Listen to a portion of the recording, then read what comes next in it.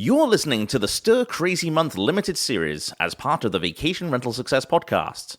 This first annual month-long event through the month of February focuses on the key short-term rental business pillars of safety, sustainability, trust, insurance, and regulations. This event could not happen without the support of our sponsors, and we need to give a special thank you to Proper Insurance for putting their full support behind this online event.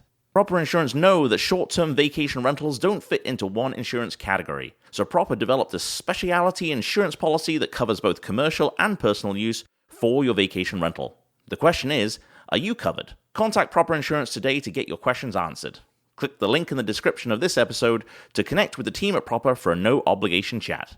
Let's get to the good stuff. Here is the ringmaster behind Stir Crazy Month and your host, Heather Bayer. This is week 2 of our Stir Crazy Month event, and the topic of trust is at the forefront of everything we're doing this week.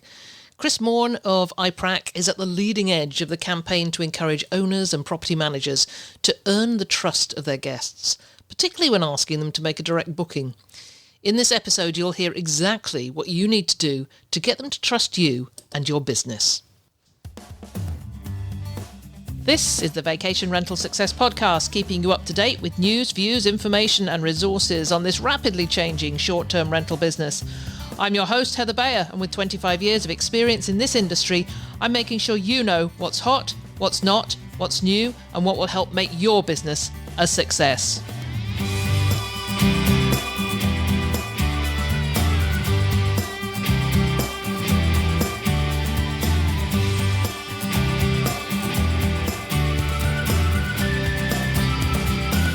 Well, hello and welcome to another episode of the Vacation Rental Success Podcast.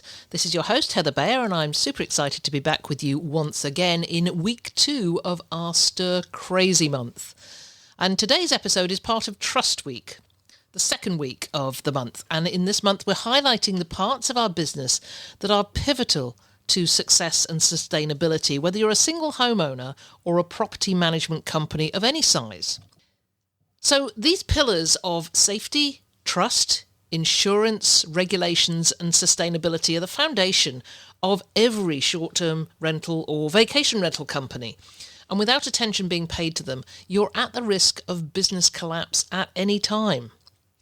True, these are not the bright, shiny aspects of being a short-term rental operator. It's like that beautiful new home with the gorgeous landscaping, the extensive decking and very expensive front door. The listing photos are fabulous. They make the place desirable for any guest. But if the place has been built without sufficient attention paid to the foundations of the building, it is at risk of falling down.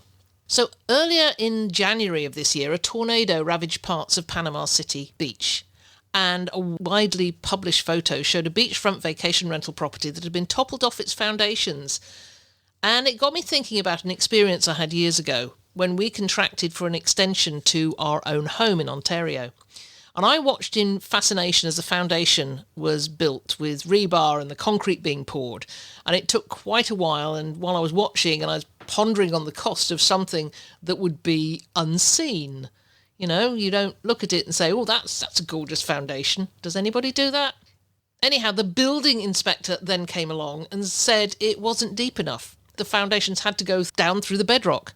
He was adamant that the work was necessary, even though the contractor was arguing that what he'd done was sufficient to meet code. So, of course, we went ahead and did the work required, and in the end, I sucked it up. We were happy. We had a strong building that would save us from any issues in the future.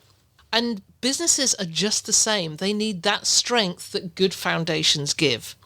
So this week, our pillar is trust. And I'm joined by Chris Maughan of I-PRAC to talk about why it's such a critical component in our industry from the perspective of both owners and guests. So without further ado, let's go straight on over to my great discussion with Chris.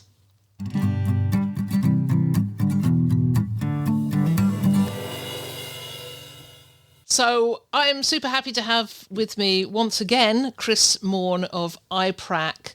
It's an absolute pleasure to have you back, Chris. I think it was 2 years ago that you were last on. We've had your managing director, Neely Khan, on a little bit, maybe about a year ago. So Yeah. We wanted to bring you on as part of this Trust Week to share with us your thoughts on the whole topic of trust. As you've just said to me in our discussion beforehand, you've been studying trust for over a decade. So it's going to be really interesting to chat to you. But I wanted to kick off by asking you just to share what your businesses are at the moment. I saw a great LinkedIn post the other day where you were talking about having 5 businesses, 2 of which have failed, 2 of which are one you sold, and 2 of which are still running. Can you just share that with us? Yeah, sure. So, well, my first business was AES Events Group. So that's where my property management and events company, which is based in the south of France. So that's the one that's running like close to 24 years. And I'm still the CEO of that business. We manage 250 properties, but we're in the corporate world of like the luxury market. So we serve clients like Google, Twitter, Spotify, some big brands who come to Cannes for the big events, and we provide them with all of their like accommodation and logistics and everything. So we've been doing that for like 24 years. And halfway through that, I started a company called RPN, which stood for Riviera Property Network. And I launched that, decided to find that because of the trouble I had trying to find my own house to buy in 2006. So it was really struggling. There was properties listed on portals that when we'd go to visit, they weren't matching the actual description of the property. There was, people trying to sell you things that you didn't really want. So I decided that I would build a niche portal that would solve that problem. And so I built that, and we sold that for 24 million in 2012 to a big portal in France. So that was like, I got out of that quite easily because they were approaching me. I started a marquee rental business, which failed because there was just not a big enough market for it. And then I decided to start I-PRAC. And I-PRAC was basically part of a solution to the short-term rental industry because fraud was just such a big problem that I didn't realize, to be honest, at the time. But when I witnessed fraud for the first time, when that family arrived in Cannes and they'd spent like £15,000 on a villa that basically didn't exist. They arrived in Cannes and just didn't have anywhere to stay. And they called our office because they found us on Google, told us the problem. We got them down to our office. We helped them out in different things. But it was at that point I was thinking, how did this happen? And I didn't understand it. £15,000 lost. So I started investigating that and realised that there was a big problem in the short-term rental industry. So I thought, let me try and solve that. So I invested 500,000 of my own money at the start. I mean, that's increased now. But yes, to build I-PRAC, the certification platform, which is ongoing now. And we've built that to like just over 15,000 members across 28 countries. So, I'm still the CEO of that, but I've took a step back as Neely starts to nourish and do her thing, and she's going to take it to the next level. That is so interesting. We've just been talking about trust and how this business has changed over the years. Give me a sort of a helicopter view of how you feel the business has changed in respect of trust in the past few years. What's happened, since COVID? I think even before COVID, I think the growth of the industry has happened like massively because of the fact that there's no barrier to entry. So when there's no barrier to entry to any industry, it's like the Wild West. So it's really, really difficult to pinpoint who's legitimate, who says what they say they're going to do, who backs it up what they say they're going to do. And what this has done is this has caused like a ripple effect across the industry for guests and consumers to think, I just don't know. Now, a lot of people talk about, they go to the OTAs because they trust the OTAs. That's not always the case. They just trust the OTA a little bit more than Booking Direct. It doesn't mean that like they're 100% trusted in the OTA because they hear of the fact that OTAs have problems. And again, when you're on an OTA, you just feel that there's more security. So if something goes wrong, but there's still a lot of uncertainty that goes on in the consumer mindset. So that's where the problem is. It's the level of uncertainty that's gone into our industry because of the multiple players in the industry now. So there's more inventory, there's more operators, there's more management companies. there's more companies making it easier for property management companies to enter the space, no barrier to entry. So all of a sudden, the growth of the short-term rental industry over the last 5 years, and even after COVID, has just gone through the roof. But I don't believe that it's good growth. I don't think it's positive growth. That's the difference. So I think the industry's got a lot of problems that we need to try and solve through trust, through differentiation of professionals, so that we can kind of, steer the ship towards not making it easy for just anybody just to enter the space and say, I'm now a property manager. Because as we know, you need to have experience to be a property manager, a professional one at least. Yeah, we've had this discussion, we've both had decades of experience, and there's many property management companies out there that have had these decades of experience. And I listened to a podcast probably about 6 months ago where one of these new people into this industry, and he's making quite a name for himself, but basically called us, not the old guard, which I agree, perhaps, traditional property managers, but he was very derogatory to the traditional property managers and said, they're outdated, they need to get out of this business because we're coming in. Ah, okay. And it was, I listened to it, I was pretty shocked by it, and what are your thoughts on that? Because it does seem there is this big divide between this, maybe us, the old guard, the people who have spent years amassing experience, and those who the business has changed. The business has changed. When we started, OTAs didn't exist.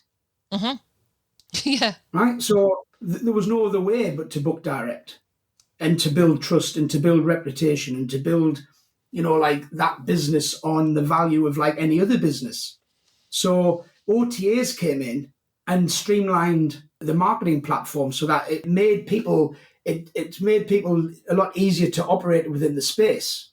So I think if you turn around to these new people who are operating now, maybe they have a point. I'm not saying that they're wrong, but I think you learn a lot more about property management and hospitality and running a company like a service accommodation company or a property management company when you've done the hard knocks.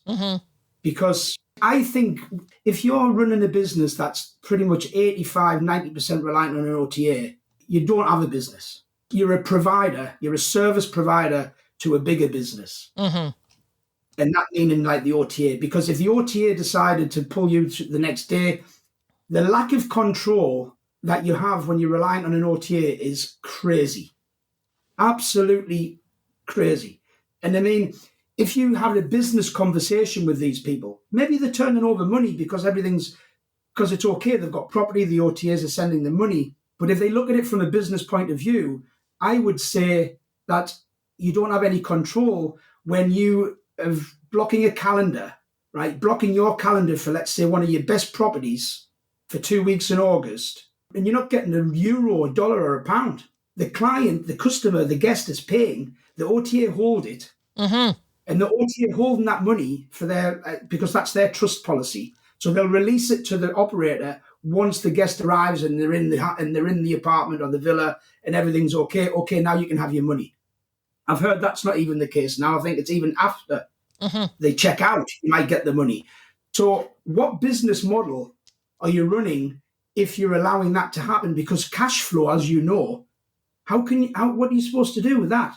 Like, you can't block one of your top properties in January for 2 weeks in August without any money. Now, I don't say that you do that at the start, but anybody who's got any business sense would be looking at that thinking, I'm going to use this model to build a direct booking model.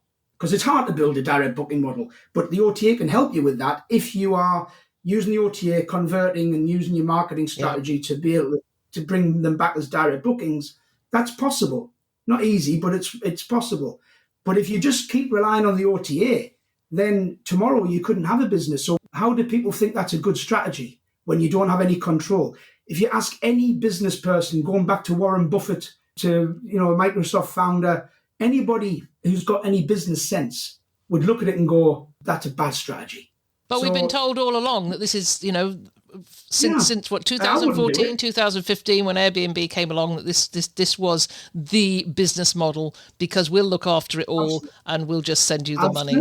But let's go back to the beginning a bit, and let's go back to trust, because the OTAs are saying all along, you can trust us. Don't do direct booking because you can't trust these cowboys out there who are offering their properties to you without all our protection. So, let's be practical. Independent owners, small property managers have to instill the similar levels of trust in their guests if they're going to encourage direct bookings. How can they do this? What's the starting point to say, well, I want you to book through me, you can trust me? And they go, well, where's your guarantee? Where's your promise? Well, a lot of the time, this is the problem that a lot of direct booking companies have, because it's not always the promise can be there, okay? But most people are looking at, it's like, okay, so what happens if something goes wrong? Are you going to fulfill your promise? Because this is where, it's trust is something where you can talk about it, you can say that you're trustworthy, but at the same time, a guest is really looking for a third party to monitor what's going on. And that's why the OTA is a better option for a lot of guests, because they feel that if something goes wrong, they've got a company, a brand that they can contact. Now, whether that's a great service that the OTAs offer, I don't know. Never had to do it. But a guest is always looking for that selfish, because, a guest's selfish. They're looking for all the protection in the world. And if you can't provide them with it, i.e.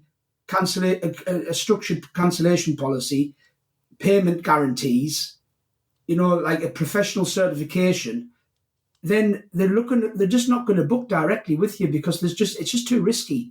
And the level of uncertainty is just too high. And that's the problem that these people trying to get direct bookings have. They think that just having a quality website is enough, but it isn't. And I'll say something, there's two ways for this trust factor that's to work. Because when a guest arrives on your direct booking website, okay, the first trust factor that comes into play is, does that guest trust themselves, not the operator, does that guest trust themselves to know they're on the right website? Mm-hmm.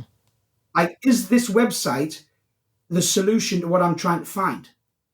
Now, if you look a lot like on booking direct websites today, you could go on there and you kind of think, is this New York? Is it? I don't know. So they're not trusting themselves first, so they could leave. So you've got to make sure that when somebody arrives on your direct booking website, that they know straight away that they're in the right place for what they need to solve, their accommodation problem in New York, in Las Vegas, in London, wherever it is. So it's got to be very clear that they're on the right site. Then they start the subconscious due diligence. That's when they start looking at your website, and subconsciously there's going to be a lot of alarm bells going on. If they see spelling mistakes, if they see a website that doesn't look good, if they don't see if the photos don't look very good, if the reviews aren't displayed very well. And trust it's been ingrained into all of us through our parents, TV, just life in general. So we all have 80% of the same traits when it comes down to trust. So if you see a really bad website, I know for a fact you're not going to book on there, right? 80% of people are just going to go no. So there's so much work that a direct booking operator, like a property manager, to get direct bookings got to do, because he must attract the trust through professionalism, through reputation, through the trust signals. And I believe that a lot of the property managers out there today, they don't build their website with trust at the forefront of the booking process. What we call is the subconscious due diligence. I love that. And I like subconscious due diligence. Yeah, and it's something that we understood very quickly when we did some research on how people go about doing their own looking for an apartment to rent. And it's actually quite, and there's actually a lot of stress involved from a guest point of view. Arriving on a website, they don't know how to navigate it. They don't know whether they can trust it. They don't know whether their payments are going to. So they click off and they don't come back. So, but a lot of this is subconscious because they're not looking specifically to think, oh, I don't trust them. It's a subconscious thought that comes into the conscious. So you're battling against the tide, trying to get somebody's attention to think, I like what I see, right? That's the first part. I like what I see. And then they go on the journey of looking at the properties. I still like what I see. Then they go to I still like what I see. And this is why the journey of a website is so important. When you see some people with a beautiful homepage, it's like they've invested 10,000 in a homepage and paid the grandma to do the rest of the pages. Do you know what I mean? So there's I've seen many of them. Absolutely. So you're never going to convince somebody. You might get the trust on the homepage, but as soon as they click onto About Us or the trust page or the booking process, and they see that's really limited, they're going to think, no, subconscious due diligence is telling me that I should not be booking here, because we all know how the brain works in terms of the psychology of trust. Is the brain is looking to protect us from making crazy, silly decisions, right? So there's no way that somebody's going to make that decision to book if their brain's telling them, just don't know. There's something not, that I'm not fully engaged in here. So you've got to make sure that your website is giving off the impression that like they feel that they're where they want to be and they like what they see, right? And a lot of the time, operators build that website to their satisfaction, not what a guest is looking for. So it's like, I've just built this beautiful website. Yeah, but your trust signals are in the wrong place. Your homepage is wrong. All the information is below the fold. Your contact us page is really limited. You haven't got your company registration number. You've got a mobile number as the contact. It's a Gmail email. All of these little things that just look that's in, and I'm going to pay you $5,000 of my money. It's not happening. So they leave. And I know for a fact today that a lot of people talk about direct bookings, and they basically just lie about the percentage of direct bookings that they've got. It's clear, they're OTA reliant, and that's it, and they don't know how to transfer that over to direct bookings because they've become so accustomed to the OTA way. They don't know how to start looking at how do you convert an OTA reliant business to a direct booking business. Trust is the main factor. Reputation is key. But if you're not given the trust and the guarantees that anybody else would give, then people are just not going to book directly. So trust is the key factor, but you've got to display it all the way through your website, all the way through to everything, to the end, to the booking process, and have your trust signals in the right place. I'm going to take a short break just now to hear about our sponsor. We're going to be right back with more from this great interview in just a few moments.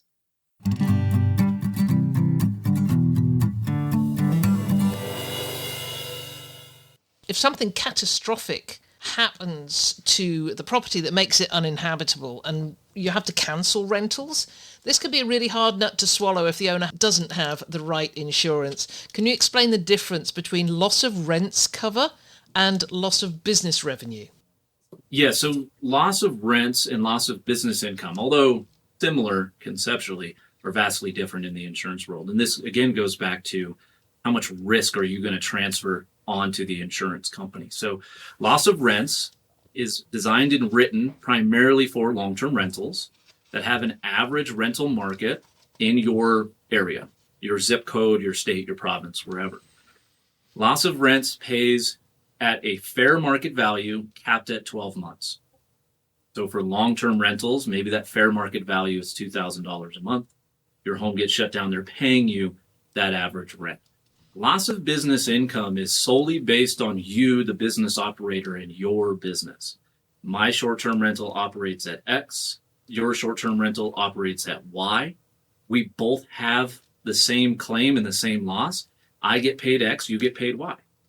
We're not getting paid a fair market average. So lost business income is a superior coverage. You will pay more for that, but it's going to pay you dollar for dollar based on what your business is generating, not what the fair market average is, like the loss of rents would pay out on the insurance forms.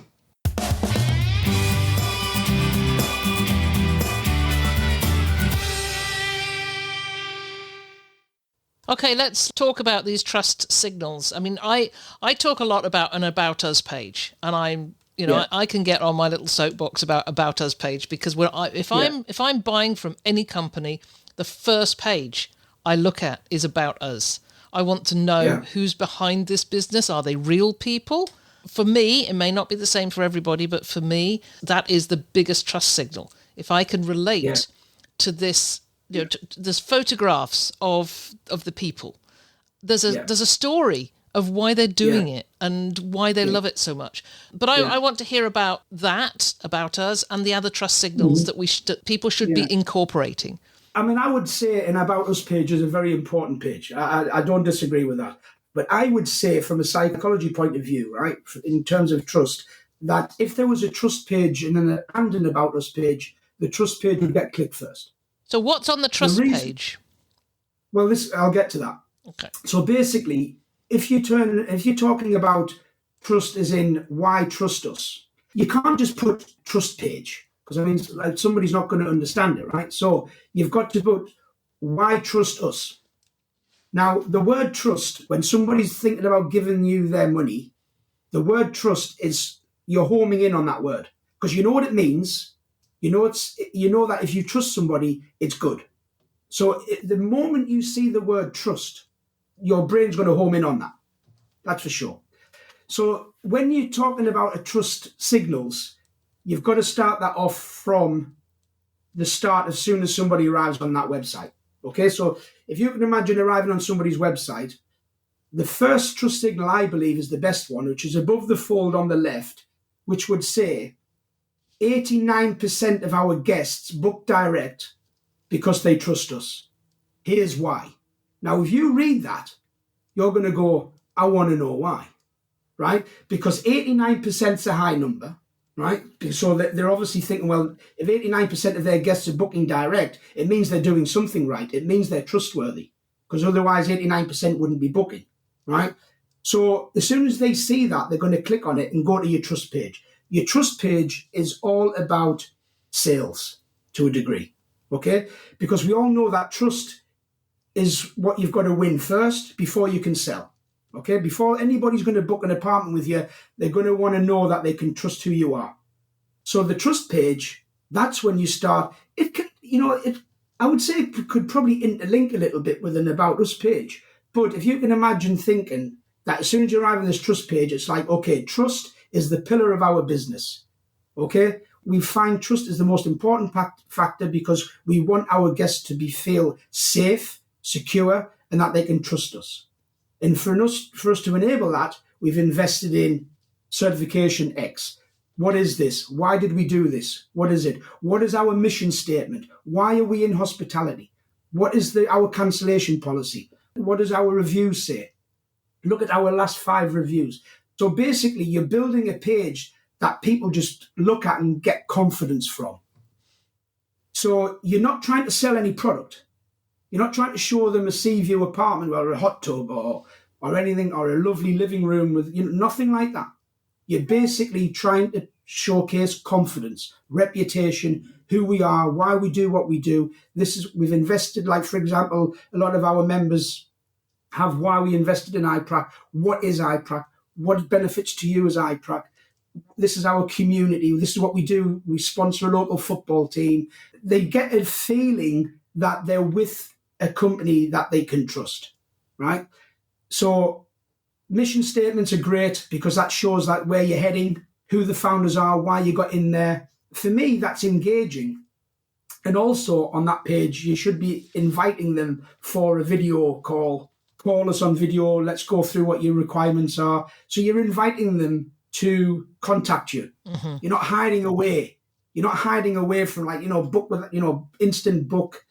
Leave the people the option to contact you if they want, because they'll feel that even if they don't contact you, they'll look at that and think they're open to that, which is good. Because if anybody's open to, give me a call.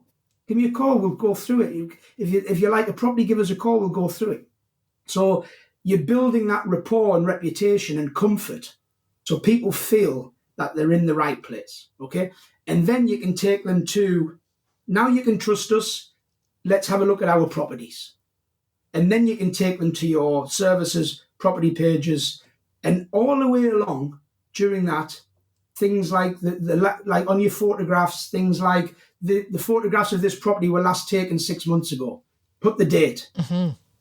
Put the date so that it shows that, this isn't photographs that were taken in 2006 after 7,000 rentals. And now the sofa's not like that. So show people that you care by saying every 6 months we redo the photos. These photos were took on the 4th of April, 2023. They'll look at that and go, well, so we're now in June. There can't be that much of a difference between April and June. So they feel comfortable with that. So that's a trust signal. Always have your certification following them down the road, following them down the page so that they can always see that we're certified as a professional short-term rental provider.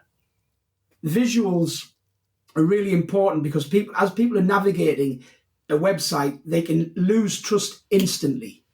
Just something can just go, I don't like that, I'm gone. Didn't like that, it's, So you've got to keep them on the trust hook. And that's why, Amazon do it amazingly well. Amazon's not the best website in the world, but when you go on Amazon, the trust signals are pretty clear. And you get from search to checkout within minutes, and it arrives sometimes the same day. You know what I mean? So their trust is through the roof, But as you're navigating that website, you must not let 2 or 3 pages pass, on that booking journey, without keeping the trust signals in place. And if you do, that's when you can lose the trust factor, and people just might think, And then when they get to the payment page, this is the big one. Because most of the people drop off your website when it's time to pay. Because that's when the decision is coming. That's when it's there's no going back type thing. It's a little bit like when you go on a roller coaster. You're okay when you're in the queue, aren't you? You're a little bit nervous. But then all of a sudden when it's your turn to get in there, that's when you see so many people jumping over the railings and saying, no, I'm not doing it. Because it happens. The fear, the uncertainty, it's no, it's hit its peak. It's the same when you get to a booking, when you have to pay on a website. So the fact when somebody has to pay, that's when you've got to outline to them that your payments are protected through our certification or through this particular insurance. Our cancellation policy is here. Click on it before you pay. Have a look. Any questions? Here's the frequently asked questions. So you're really just kind of giving people that confidence, and you're not forcing the payment, but you're giving people the opportunity to feel that they're booking with trust, with confidence, and then that booking could go through. And I think you've also got to outline that you're using platforms like Stripe or PayPal so that they know that it's their credit card, and tell them on that page, we do not take your credit card. Mm-hmm. It's done. We don't see the numbers. Remember years and years and years ago, we used to take the number and put it in the machine and charge it, and we'd have that. And that client would trust us to throw that in the bin or file it in our filing cabinet and hold it for 10 years. That doesn't happen anymore. So you've got to outline these things because, I'm going to give them my credit card number. No, we don't receive your credit card number. It's done through Stripe. We don't see it. So, that's that. It's because these are all the questions of the uncertainty that people have. And if you're not answering the uncertainty, then that's where the booking fails. I always say to people that my trust equation is that uncertainty is the killer of conversion. Trust removes uncertainty. Yeah, that is great. I just want to take you back a little bit. You mentioned about this top right of the Top left, because your eyes top go left. from left to right when you're reading. And this is where you put, direct, how many percentage of your direct bookings, how many percentage of your bookings are direct ones. What happens if you're starting out? You've said, okay, I am going to do this thing. I'm going to move to a direct book website. I'm going to set this up and I'm going to work at earning the trust of people coming to the site. You don't have that percentage that you can put up there. You just change the wording. You change the wording. Why should you trust us? Yeah. It's like, once again, it's like, 89%. Some people might say, but I don't have 89%. Mm-hmm. So, so then don't lie. There's one thing about trust is don't lie.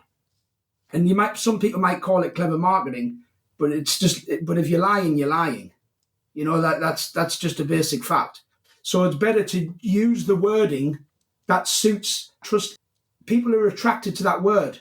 So if they're considering booking with you and you've got, like our guests trust us, here's why, then people are going to look at it and go, I want validation of that. That's what I'm looking for. I'm looking for trust. I'm looking for certainty. This is where I'm going to get it. So you've really got to transfer people from that home page to that trust page. And that's where because we have to understand, like, when you've got a website, that's your virtual real estate, isn't it? It's like you could be sat, you could be asleep, you could be out for dinner with the family, you could be out with friends, whatever it is. But somebody, somewhere, could be sitting on your website and they could be going through it with their partner or with, and looking at it going, what do you think of this property? What do you think of this property? And then you've got the husband saying, no, I prefer just to go with Airbnb. I don't trust this company. You've got all of this going on when you don't even know. So once again, the subconscious due diligence, you've got to cover all of the angles in your website so that when somebody's sitting in the comfort of their own home, looking at your virtual real estate, they have the time. So they're not running through your website quickly. Once you've captured them, they're kind of like going through the whole journey. And then they're going to look at your About Us page. They might do a Google search on your business. They might look at it and think, let's just check this I-PRAC certification number. Oh, they are I-PRAC approved. And they're going to go on, they're going to do the due diligence.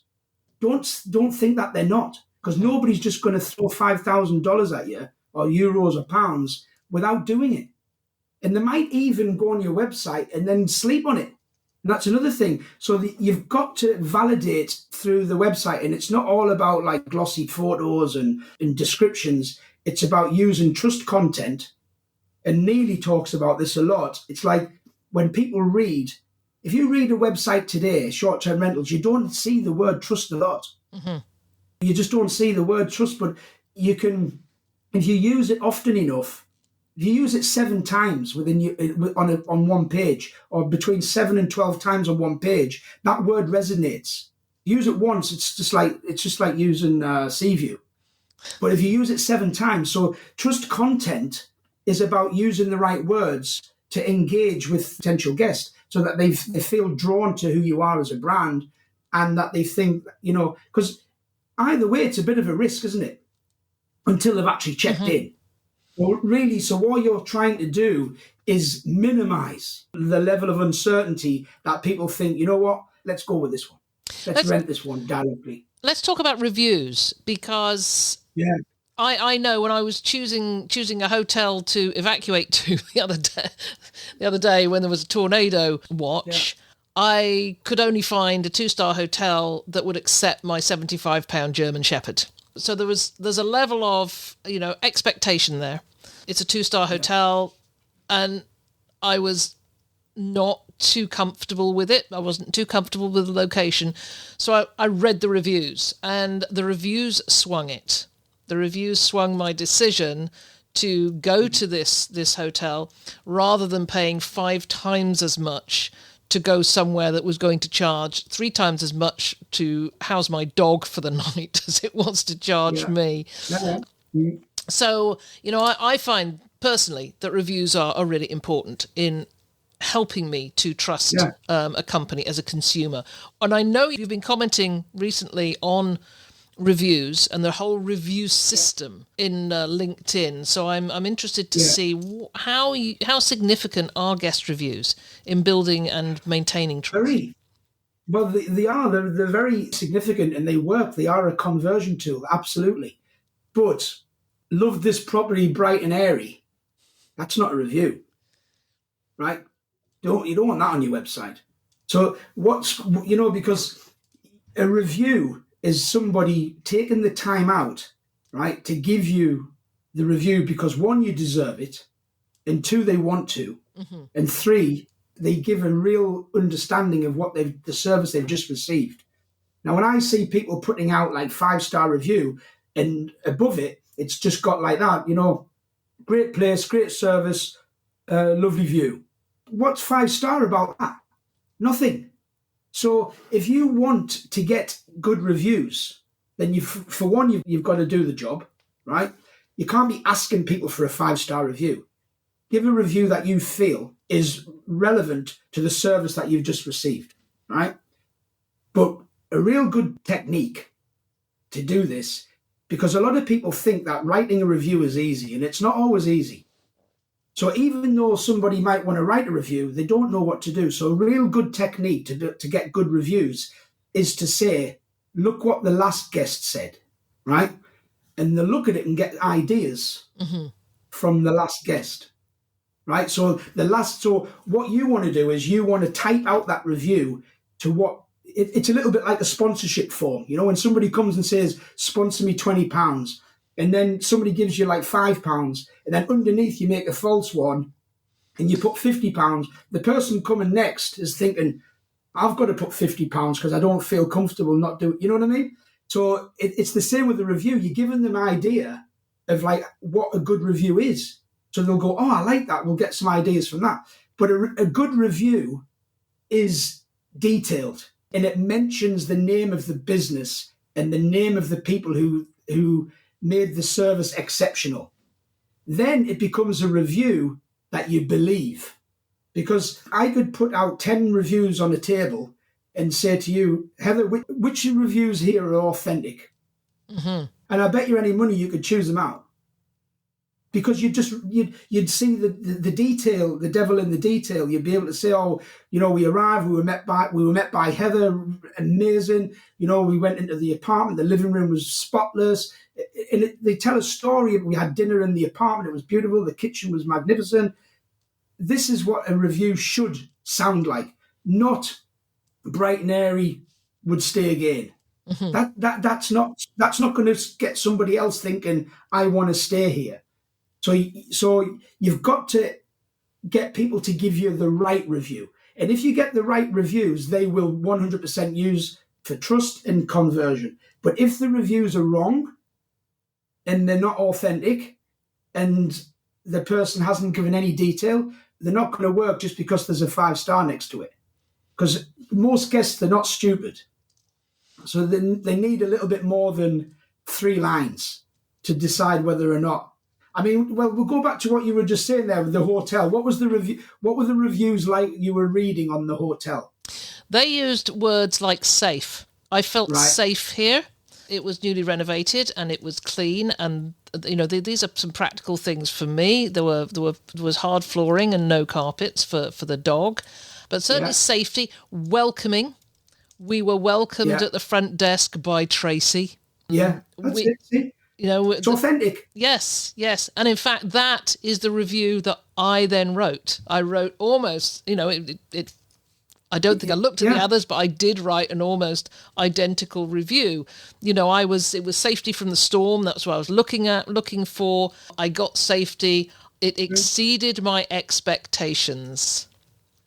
And your review is going to be the reason somebody else books that hotel, right? Yeah, because you didn't just say solved a problem, probably would stay again, 5 stars. Yeah. The star rating in the actual context of the review don't match. So you've got to indicate to your guests that give us a review, But if you're just saying, give us a review, maybe that person has no idea how to write a review. Mm-hmm. So you can just say, look what the last guest said. Yeah. And I'll guarantee they'll read it and they'll go, I agree with that.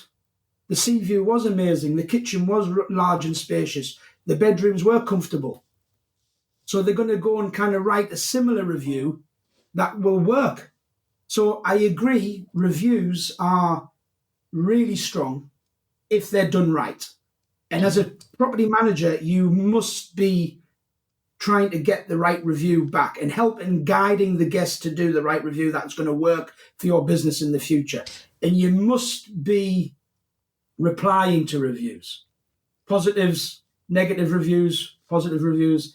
If you're just going to say thanks, then that's like, don't really appreciate that. Yeah, really important, those replies. If you turn around and go, yeah, the reply is just as important as the review, because it shows that you as a brand and you as a company have took time out to reply to that guest and thank them for their review, but also validate the fact that you're really excited and you're happy that they enjoyed their stay, And one of the ways that I built my business was because I've always looked at my business thinking, I'm not interested in where we're going right so much. I really want to know where we're going wrong and where we can improve.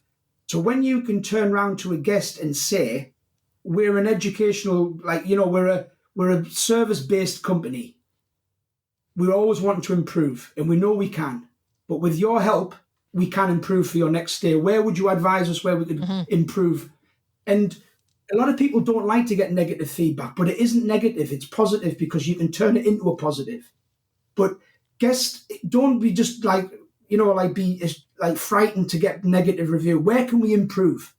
Mm-hmm. Because if you can get that information, you will improve your trajectory to growth will be so much quicker with that kind of feedback than it would be if you don't ask them questions. And then you can really get into a conversation in that review where can we, how can we do better, and they come back and, there's a little bit of a conversation going there, which has built that trust. And I think that's important for somebody on the outside looking at that review, that look at it and go, I like that conversation. It's not just like a terrible review, thank you, end of. That's like, that's not hospitality. You made some great points, Chris, and brilliant. Our time, unfortunately, is running out now, and I want to hear a little bit more about I-PRAC before we wrap up. I had a whole load of questions that I just haven't got around to answering, but I think you've done such a great job of delivering the tips that people actually need to go back to their sites and say, okay, do I have my trust signals in there? And do I have a page that talks about why you should trust us? And do I have this right in the front of my homepage? So, I'm encouraging everybody that's listening to this to do that, to look at your site in terms of what Chris has been talking about. Does it meet all these criteria? But you've talked on a number of, you've dropped in on a number of occasions about the certification. I love this idea. The trust signal on a site where it was always, BBB, Better Business Bureau. Are you a member? Are you a member of your local rental alliance? Is there a network that you belong to? These are some of the trust signals.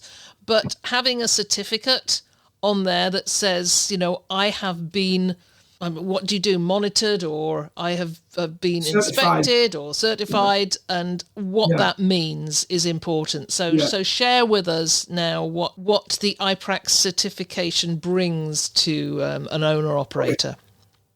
Yeah, well, the first thing to understand with what I-PRAC does is when we built it, is that there's accountability to it. So if a guest is booking through an I-PRAC member, their booking is guaranteed. Their payments are guaranteed through our underwriter. So like against fraud, okay? So one of the biggest problems that people have is that you can put a logo on your website or, we're part of the business bureau, we're this, we're that. But what happens, I want to know what happens if something goes wrong.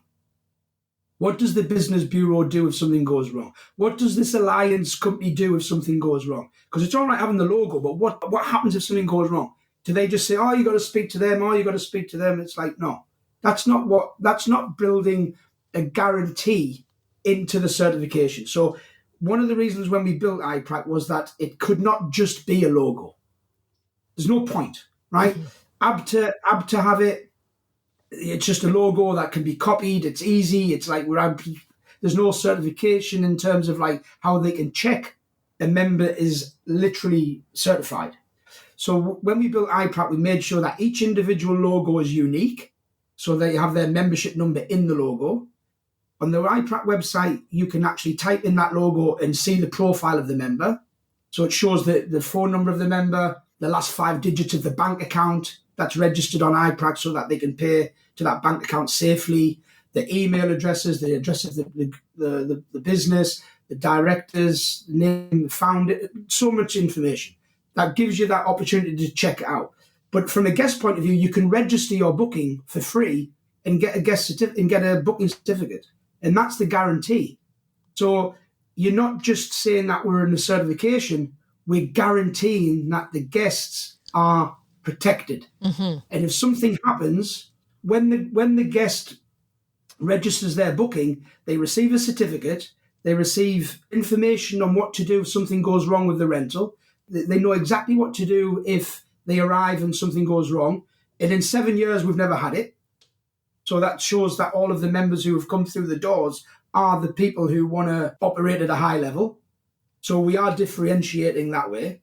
And that's the key. It's having the accountability. So if you can show the I-PRAC certification on your website, it's not just a logo, but you've got to educate your guests about it. You've got to show them why it became I-PRAC certified and what the benefits are. Because if you don't, they won't understand it. So that's why the trust page comes in. But for me, it's the only way because it's third party managed. So even though like the guest is dealing directly with the operator, the guest knows that if something goes wrong, they can call I-PRAC. So deal with it. So what do somebody's interested in this certification? What do they have to do? They just need to go to the I-PRAC website, which is www.i-prac.com, and all the information is on there. And I mean, I would highlight the resource hub that we have on the I-PRAC website, because we've put, I mean, there must be 200 articles on there about why trust is important, how to do trust signals. You know, we did the Trust Trilogy series, which was like 3 massive articles about how to build trust. So, I mean, sometimes when I'm on a podcast, I kind of think I don't even know where to start. But we've documented everything so that if you really are interested in understanding like more about trust, then I would suggest not just to go and book and get I-PRAC certified, is to go into the resource hub and start educating yourself about the importance of it and why it is important. And then if you feel that I-PRAC is suitable to what you're trying to achieve, then you can go and, because that's what we do. We don't try to sell I-PRAC. We try to educate people around it, around trust, and I-PRAC comes into that place. So it's part of a trust strategy, not only, but, you know, trust strategy does include I-PRAC for sure.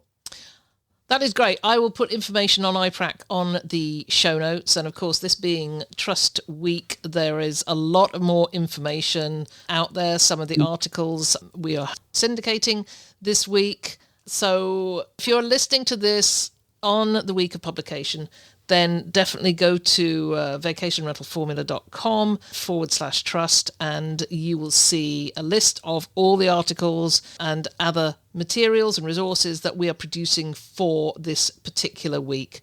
But it's not just a week, it is something that goes on through the course of your business. And I just wanted to thank Chris for being with us. He is a mine of amazing information on the whole topic of trust.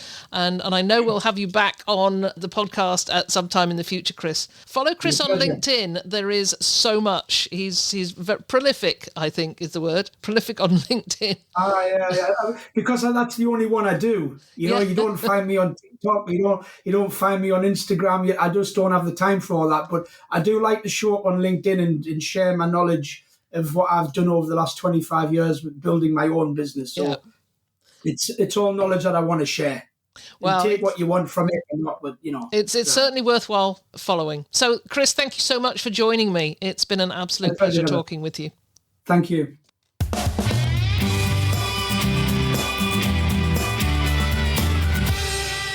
Well, thank you, Chris Maughan from I-PRAC, for a great discussion.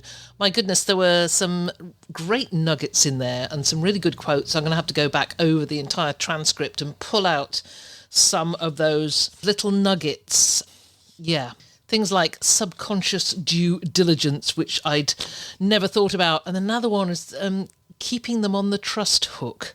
So I will go through the transcript and pull out some of those quotes, and I'll be using them. And particularly in this Trust Week, I think it's really important that we do that. We take out these gems that these experts are coming up with, and we use them, and I'll be using them in blog posts and social media posts and other things in the weeks to come, because this may be just one Trust Week that we're in, but the essentials of trust, either with guests or with owners, are the basis of a really successful and impactful company. So you've got to get this part right. If you don't get this part right and you don't have the trust of your guests or your owners, if you're a property management company, then you are missing out, and you're certainly failing at some levels. So keep that in mind. Look at your website, look at all your materials, whether they're online or offline, and make sure that word trust is appearing consistently. Okay, that's it for this episode of the Vacation Rental Success Podcast in this Trust Week of the Stir Crazy month. And I hope that you will listen to all the other podcasts this month on the topics of safety, insurance, regulations, and sustainability. And remember that these are the pillars of your business. Thanks for listening, guys. I'll see you next week. That was some amazing information, and we hope you'll take the chance to implement some of these ideas in your short-term rental business in 2024. Don't forget to connect and give our thanks to our platinum sponsor for Stir Crazy Month, Proper Insurance. Click the link in the description of this episode to connect with the team at Proper for a no-obligation chat. It's been a pleasure as ever being with you. If there's anything you'd like to comment on, then join the conversation on the show notes for the episode at vacationrentalformula.com. We'd love to hear from you, and I look forward to being with you again next week.